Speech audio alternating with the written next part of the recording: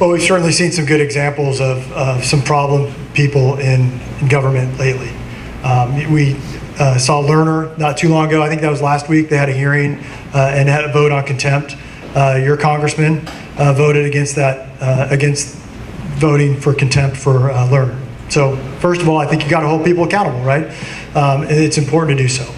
And that's when I get to Congress, that's the first thing that we're going to do is we're going to make sure that we do the right thing, that we hold people accountable, that we fire people that need to be fired, that we're going to shine the light on people that have done wrong. We can do that through here. You know, the Constitution sets up ways that we can do that. We can do that through hearings or otherwise.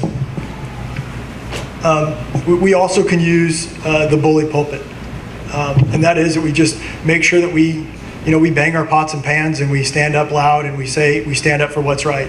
And when we see something wrong, we call a spade a spade. Obama has used I believe it's 4 or 5 or 6 times the number of executive orders than any other president.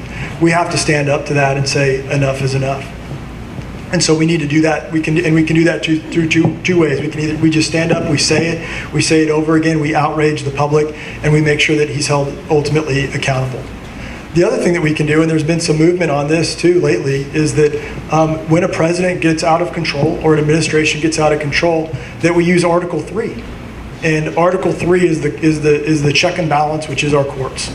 Obviously, Article 1 is the legislative branch. Article 2 is the executive branch. And when the executive branch gets out of control, we look to Article 3, which is the Supreme Court. In fact, the very first case that Marshall had in the Supreme Court was Marbury versus Madison. And it was exactly the same thing. It was a president that was trying to make an appointment that he was unauthorized to make, and it was challenged. And the courts came down and ruled. And we live in a place of laws and rules. Thank God. Because both Mel and I have been in places where they didn't have the rule of law.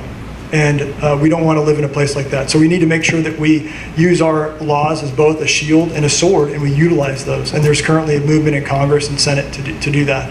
And I would also support that.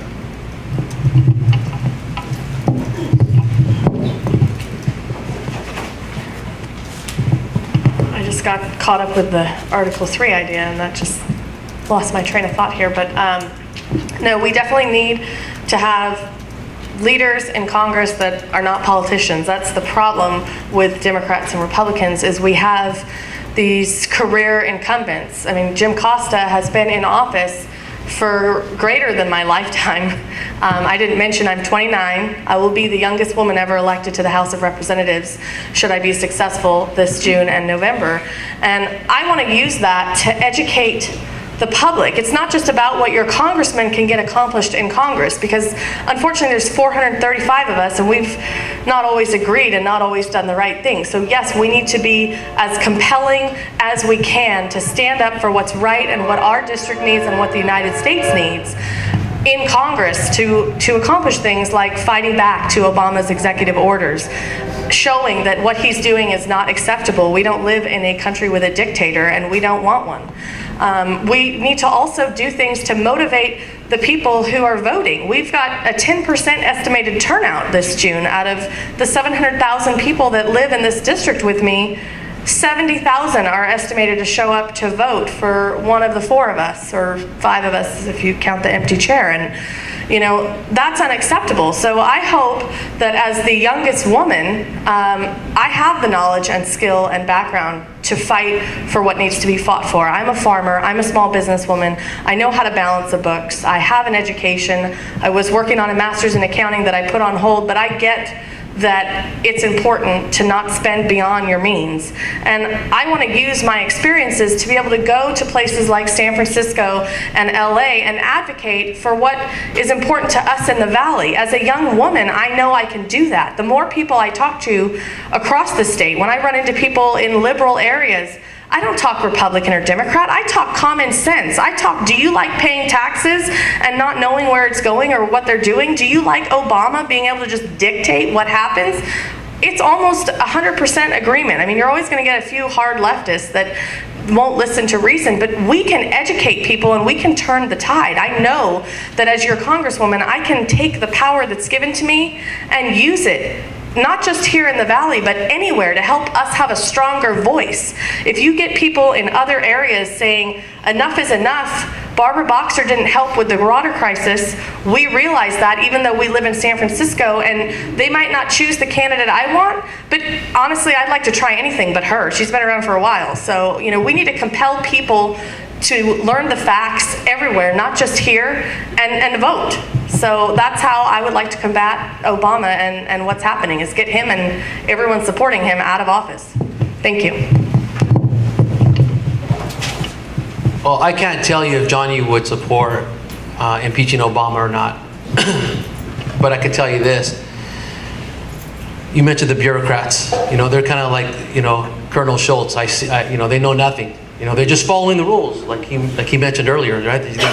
They're just following orders, right? Well, what Congress can do is they can defund. I mentioned the Department of Education earlier. They can put a hold on funding and make them cry uncle, right? And change things.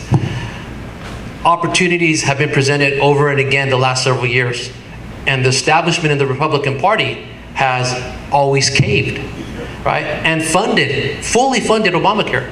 They fully have funded high-speed rail, right? These are Republicans. They voted for budgets that funded these things. They fully funded the Endangered Species Act. They fully funded the EPA. I asked Johnny point blank the last time there was the shutdown, partial shutdown that was going on. Would you have voted with Devin Nunes, right, for this budget? Would you have voted with David Valadeo, a good friend of his, for this budget, right? And he told me no. He would have voted no. He would have stood with Tom McClintock, for example, and voted no on the budget. I believe Jeff Denham voted no on that budget, right? Even if it meant a partial shutdown of the federal government.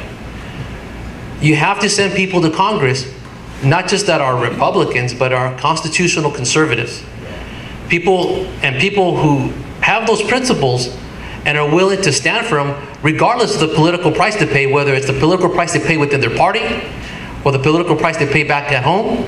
You have to have people who have fundamental principles that they're willing to stand for, regardless of what other pressures come to bear. And lots of pressures come to bear in Washington, D.C. Johnny Teixeira has been to D.C. on multiple occasions to work with people of both parties when it comes to ag. Johnny, if you don't know, he's an ag farmer. He runs Morningstar Dairies down in Burrell.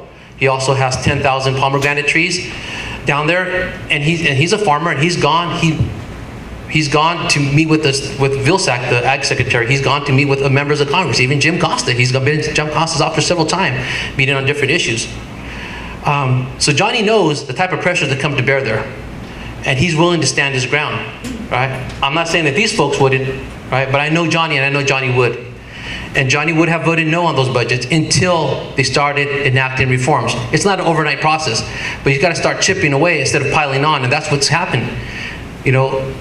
These agencies grow on an automatic budget, right? Year after year, the automatic increases in this budget. And what people like Paul Ryan, when you talk about the Ryan Murray budget, what they do is they say they can't change that. Or they say, we're going to cut in the increase and call that a cut. It's all smoke and mirrors. If you're going to cut.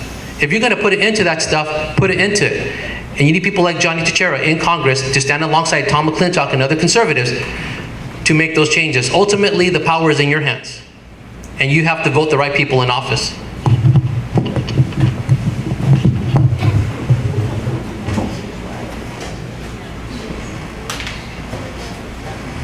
Glad you guys showed up today. Let me give you just a couple of things personally first, and then I'll ask you my couple of questions, okay? Photo opportunities.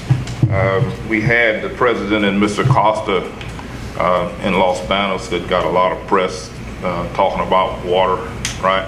And then Mr. Obama left to play golf on 2 golf courses that have to have, I can't even remember the number of gallons of water to keep the grass green to play.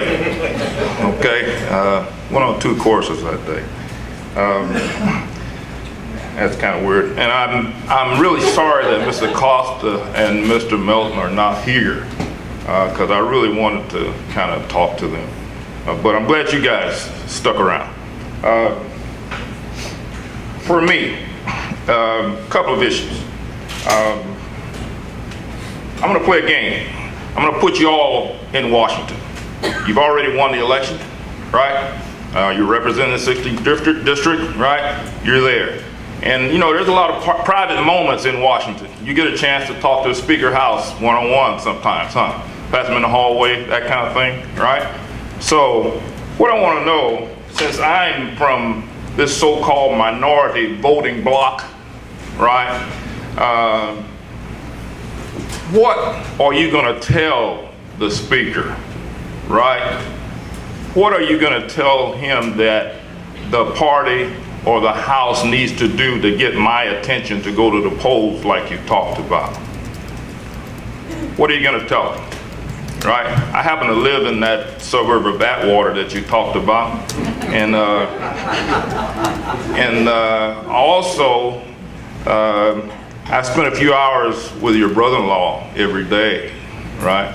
Kind of interesting. So what are you going to tell me? What are you going to tell the Speaker?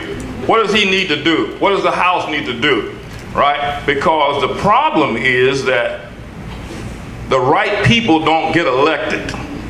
That's the problem, right? We all understand what needs to be done with water and energy and all those other things.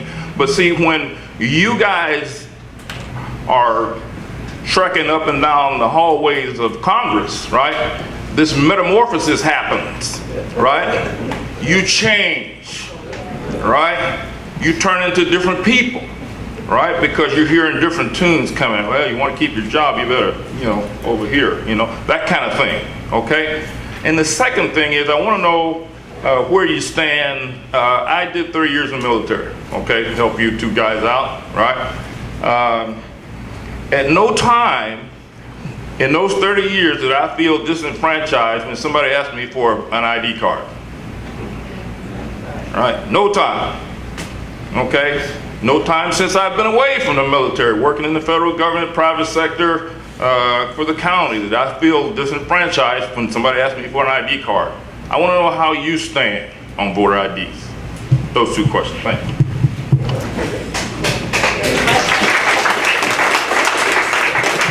Real quickly, Johnny is for voter ID. You know what?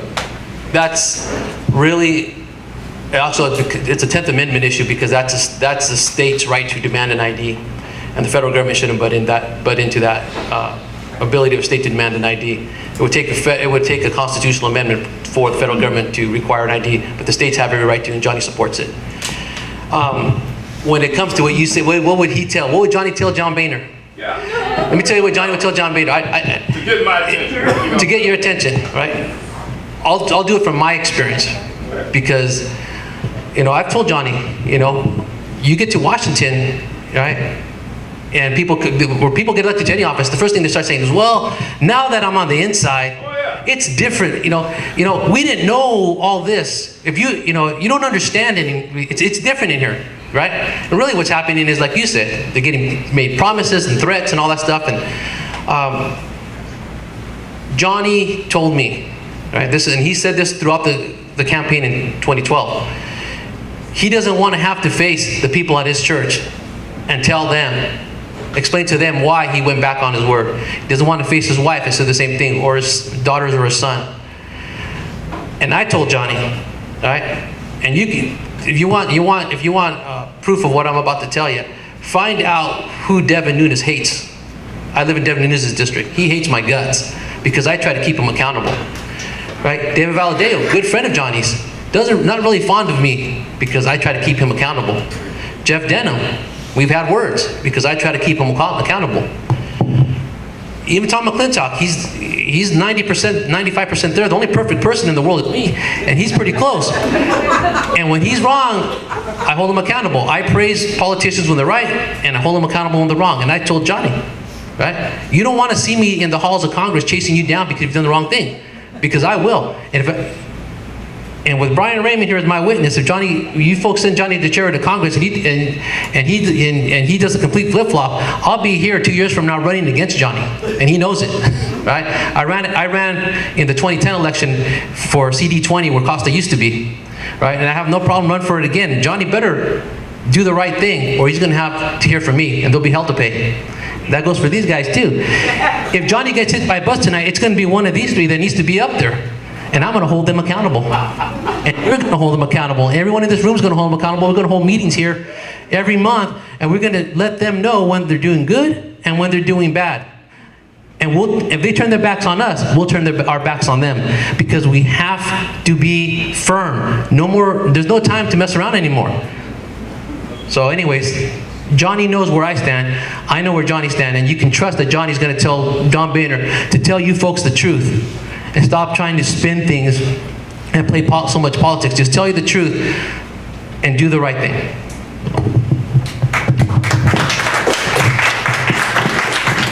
Okay, I got my notes here because that was like a lot of questions for 2 minutes.